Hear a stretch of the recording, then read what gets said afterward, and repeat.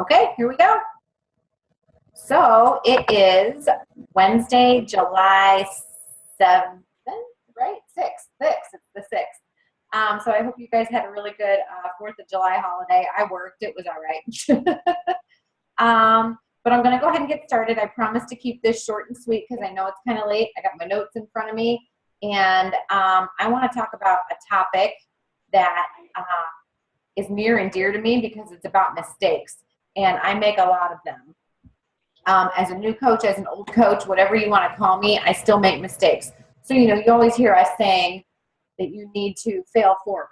So I'm going to tell you how you can fail forward from some of the mistakes that I've made, from some of the mistakes most of the coaches on our team have made.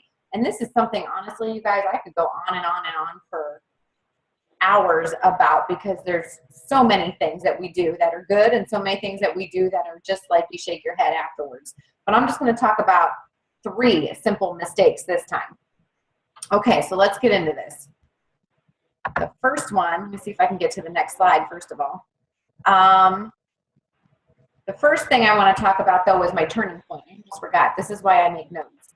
So when I became a coach, I had said no to Sally for probably close to a year at least. I was in her challenge groups. And she kept telling me, hey, you're a rock star challenger. You really should be a coach. And I kept telling her no. I had lots of excuses.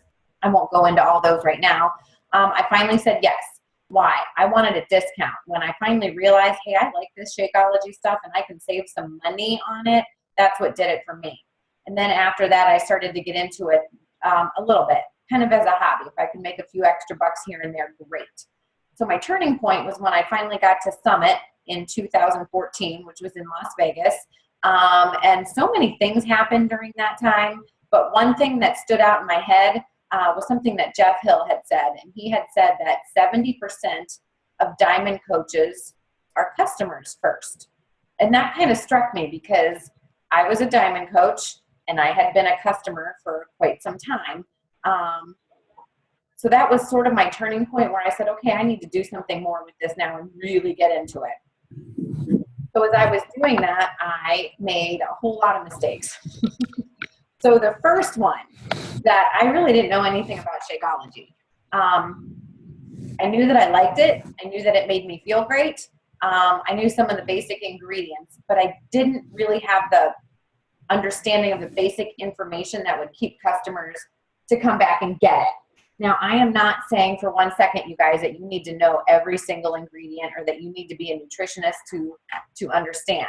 But if you know some things about it, if you can do your research on it and really hone in on people you're talking to, what their family history is, what their health goals are, that is huge. So learn about the Shakeology, learn about what your customers' needs and goals are, and I'm going to give you an example for that. What's one of the questions I get about it? Will it help diabetics? Well, you can't really say yes or no. It is low glycemic index, for example. And I always tell people that my mother-in-law uses it, and she was able to come off of insulin from it. So that's a big deal. That was a huge deal for her. So when you can talk about these things, my husband, for example, is on blood pressure medication. He was able to get that cut in half, and if he wasn't slacking on drinking his Shakeology, he'd probably be off blood pressure meds by now. I suffer from migraines chronically. They used to put me down at least one every month. And I can tell you, I can count on one hand the amount that I've had since I started using Shakeology 3 years ago. So for me, it's not an option. It's a daily necessity. And for so many people, that is the case. And I think that they just don't realize it. So again, learn about it. Learn what your customers need. There's a lot of people out there right now having gastric bypass surgery or a sleeve or something with their stomachs in order to lose weight. I'm not going to get into how I feel about all that right now, but I will say that I think anyone who has had some sort of gastric surgery should be on Shakeology. Now, I know that they cannot physically drink an entire serving at one time because their stomachs only hold a certain amount, but nutritionally, that is the best thing that they can do for themselves post-op. So keep that in mind as well when you have people who come to you who've had, some sort of surgery. Okay? When you know about Shakeology and you can speak about it, and give examples. You have a whole team of people in front of you, you guys, that can give you testimonials and success stories in one way or another. That is going to create your customer retention, okay? And that's the opportunity, gives you another opportunity to just present this business as well. So learn about it. Okay, so that was my first mistake. Well, maybe not my first, but it was one of the big ones. So the second one I want to talk about is what I call waiting and not leading. So what does that mean? When I first became a coach, our team was very, very small. There wasn't really any training in place like what we have for you guys right now. It's self-paced for you. We had a larger Empire team training that was led by email, and it was up to us to sort of figure it out. So I sort of felt that because that's how I did it, everybody should do it that way. So I would sponsor coaches and then just wait on for them to, quote, get it. It doesn't always happen that way. People don't just get it. You have to lead them. You have to lead the people you sponsor and show them how to get it. Take them to the training. Help them invite to a challenge group. Help them invite to a sneak peek. Whatever it is, you have to help them get it. Another mistake I made was that I labeled, and sometimes I still do this, I labeled a lot of my coaches as just discount coaches and pretty much figured they didn't want to work the business at all. They were just in it for the discount. Why did I do that? Because I did it myself. So not everybody is like you are, and you have to figure out exactly what they want. That's why it's so important to send them a welcome letter. We even have an example welcome letter for you in our files. And in there, it says, what kind of coach do you want to be?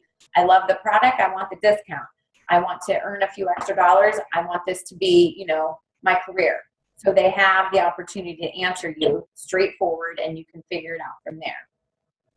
The other thing, and I could get into a lot of mistakes about GSRs, or getting started right calls.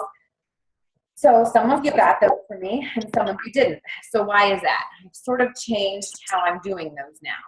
In the beginning, everyone got a GSR, and I think that led to mass overload, mass confusion, and it's not really any fault of our own. This is just very overwhelming in the beginning, right?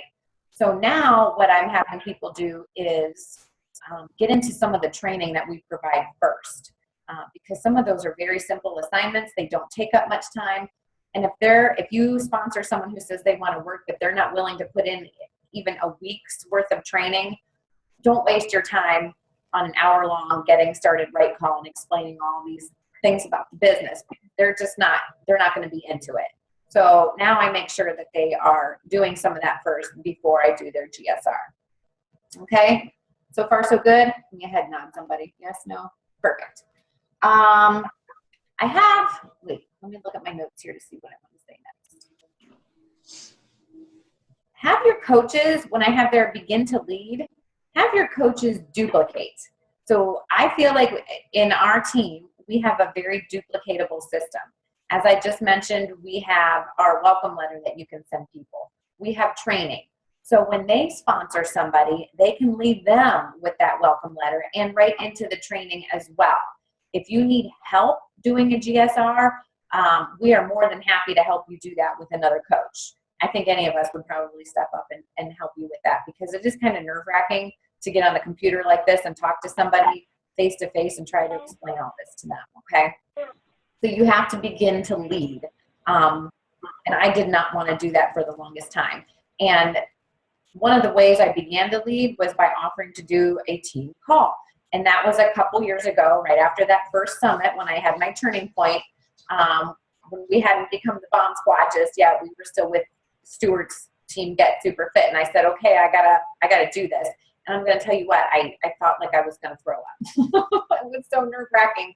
And now I do it all the time, and it's not so nerve-wracking anymore because you just get used to it. It's pretty harmless, right? It's just us, you guys. We're all friends. Lastly, I want you, with your new coaches or customers, is to elicit the why. Now, we talk about this ad nauseum. What's your why?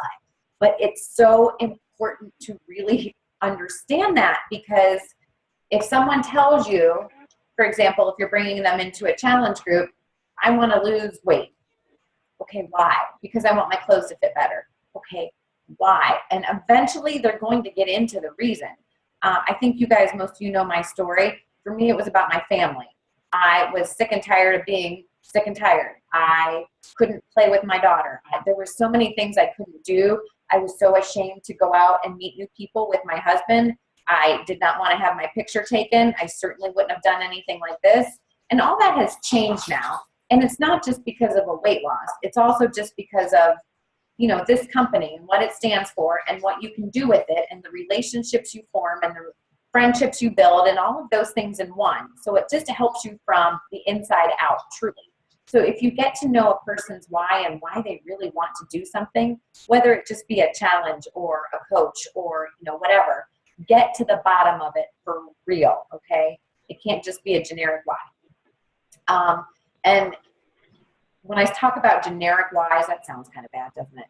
What I mean is when you ask somebody who says they want to be a coach, why do you want to be a coach? And they say, and I've done this, and they say, I want to help people. Okay, well, you can help people without being a coach. They can do that for free, right? They can go be the Walmart greeter and help people. So you need to get into more, why do they really want to be somebody's coach? Does that make sense? Okay. Yeah. Head nods, two head nods. Okay, great. And then I have this quote down here at the bottom, and I've heard this, excuse me, many, many times. And it's plastered all over social media and Beachbody a lot of times. It's you can have everything in life you want if you help others get what they want. That, to me, is a very powerful quote. You can't just make this about you.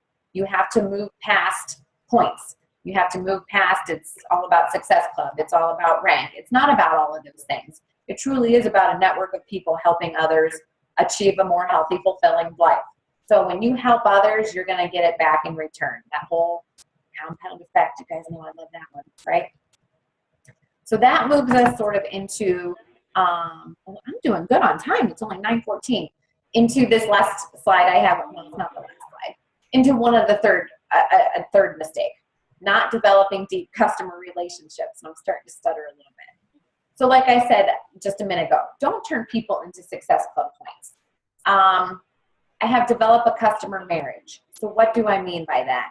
That does not mean that you sell someone a challenge pack or a program or Shakeology and dump them in a challenge group and leave them there. No, that's a one-night stand. You want to have a marriage. So you got to get to know these guys, okay? Have more conversations with them. Do what I hate to do and get on the phone. Oh, Lord, do I hate the phone conversation. There's a light burned out up here. I'm sorry. Look how easily I get distracted like squirrel. I would much rather text or do a computer conversation, but that's not as personal. So if you can get on the phone with somebody and really talk to them, really get to know them, have conversations with them that aren't just centered around health and fitness, talk to them about their family, talk to them about their kids, talk about their job, I don't know, talk about the weather, but it doesn't always have to be about health and fitness, okay? So you've got to make those customer marriages happen.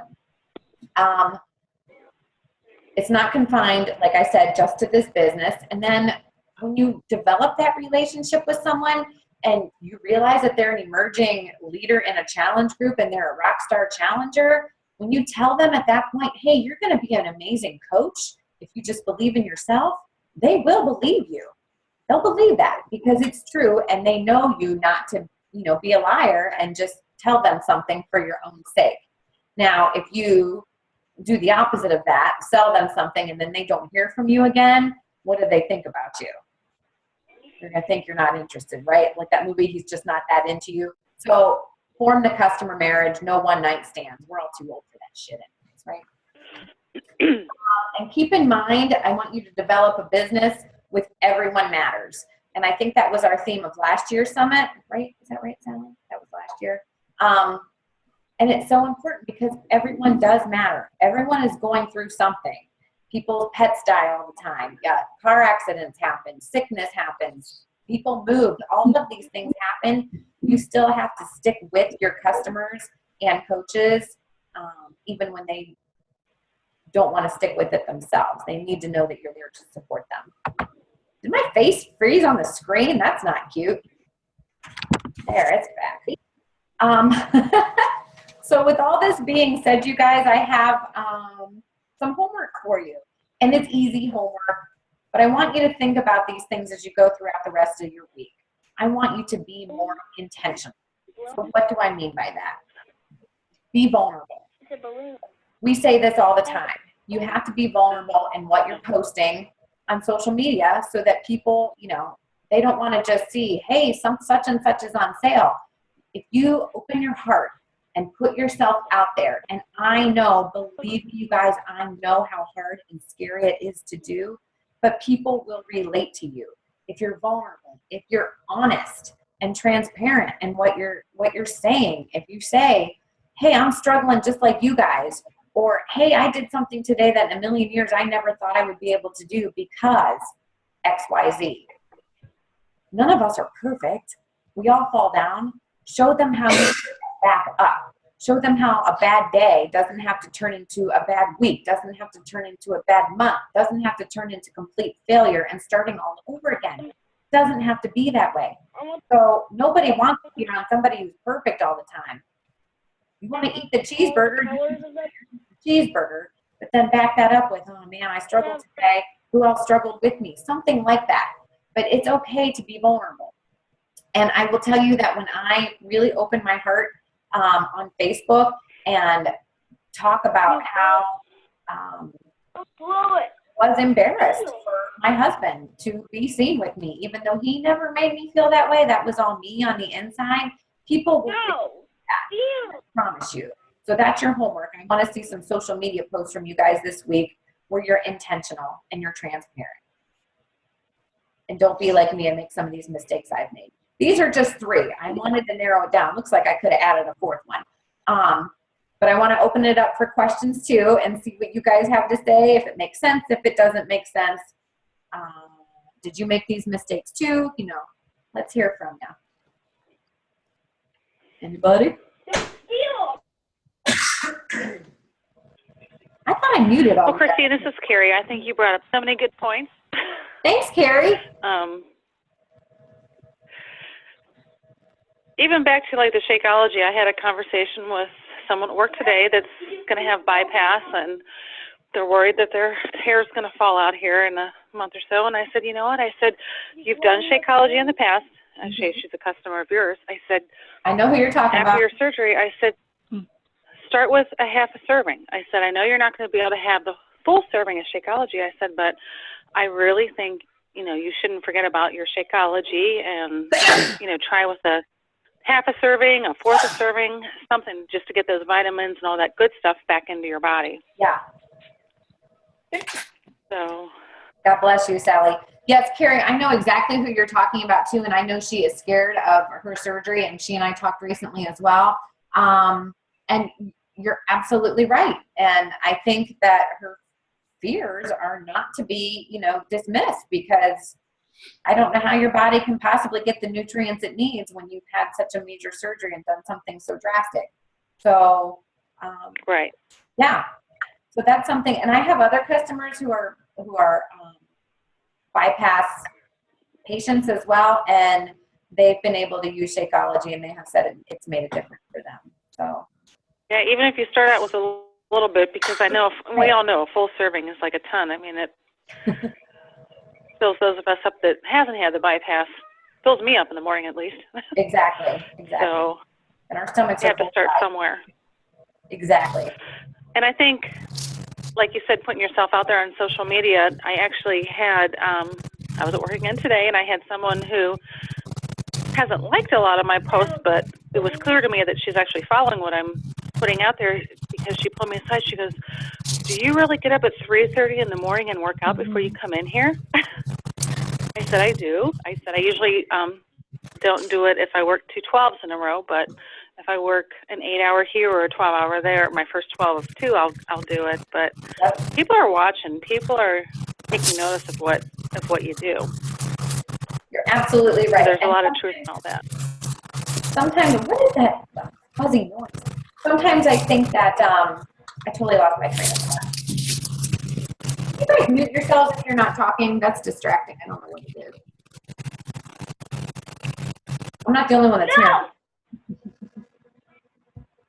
There we go. Thanks. I lost my train of thought. I don't know what I was going to say about that. But yes, you're right. People are watching. And I think that it's difficult to put yourself out there because if you're anything like me, you go, oh my God, what are people going to say about this? And what are they going to say behind my back? Well, I've just adopted the attitude, who gives a shit? Like if they don't like it, that's too bad. Right. That unfriend button is, I don't care. So, yeah, I got over it. It took a while, but I finally got over it. And if someone's making fun of you behind your back, or if you feel like that, that's okay because somebody else is paying attention and inspired by what you're doing and saying. That's what's important. Yep. And Christy? And you're right about that because, Chris, like about a year ago, I went through an issue where I felt like someone was kind of like making fun of me and talking behind my back, and that kind of like threw me totally off course. Just totally threw me for a loop. Yeah.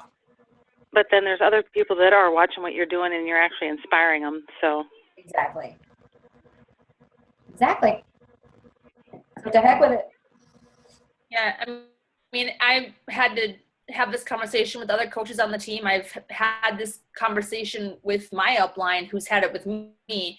Are you more worried about offending somebody with what you're going through, your journey, you deciding to share this part of you, or helping pay it forward and hopefully helping reach somebody else who's gone through the same thing? and you're absolutely right. And I've actually gotten to the point where it's like, well, if somebody doesn't want to look at my post anymore, they can just unfriend me. And they will. They will. And you have to have the skin to say, that's okay. They're not who I need in my circle anyways. I wasn't who they needed in theirs, and that's okay, and not let it get to your heart. I know that we have Mandy Girl on the phone, and she's a softie, and may take extreme offense to something like that.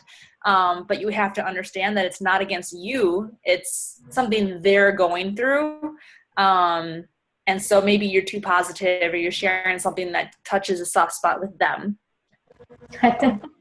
That's what cracks me up. How can one be too positive? You know what I mean? But yeah, some people feel that way, and those are the negative Nellies that you don't need to be brought down by. Yep. Chris, when you're done with the slides, will you unshare your screen so we can take a team photo?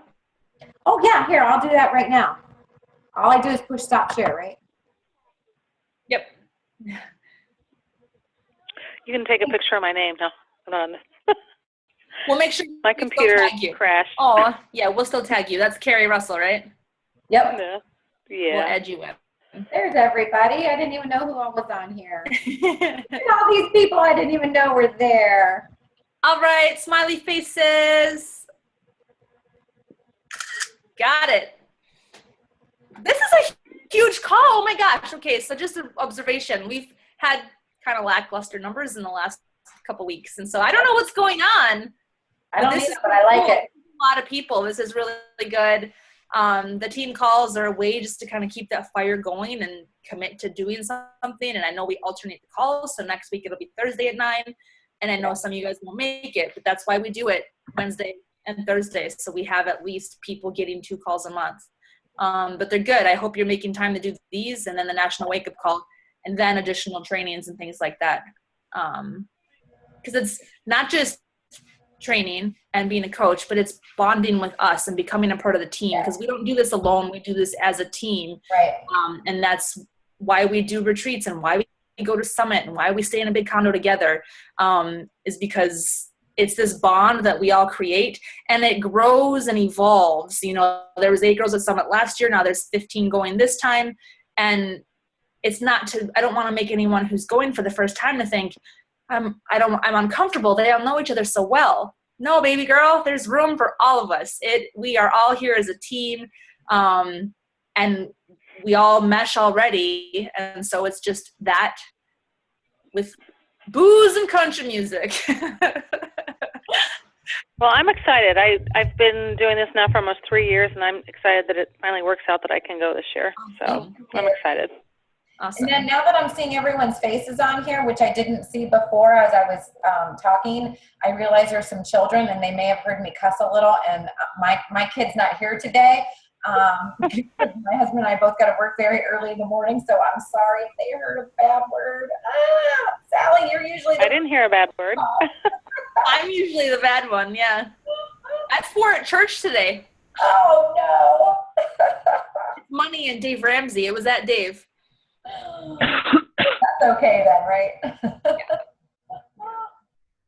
Great Well, call, Christine. Thank you. Yeah, if you guys don't have any more questions, I'll go ahead and stop recording and end the call. Yeah?